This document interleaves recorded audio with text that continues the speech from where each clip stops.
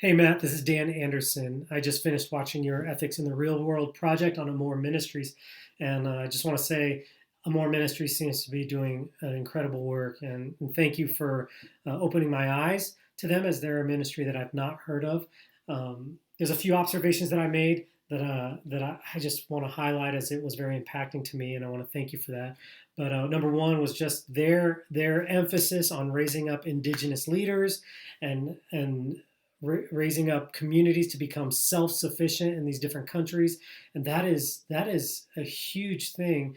I've become very aware of our tendency, especially as Westerners, to maybe think of ourselves more highly than we ought, thinking that we might have the answer or that we know better about their situation than they do, especially from afar. And so their emphasis on raising up indigenous leaders and raising up communities to become self sufficient, but not only self sufficient, but to become thriving and flourishing communities, I think is incredible and wonderful, especially, and their focus on poverty, dealing with, providing homes in such a way that number one, it provides jobs to bolster the local economy. Number two, it frees families, safe homes free families to for the husband and wife, the mother and the father to both find employment so that they can double their household income. These are just,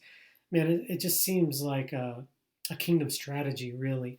One of the personal observations I've made is that just as I was listening to your presentation was I was thinking about the four-box diagram of human moral agency that Stassen presents in his book. Glenn Stassen and Gushy present. And I just felt like one of the main variables I saw at work was that of social change.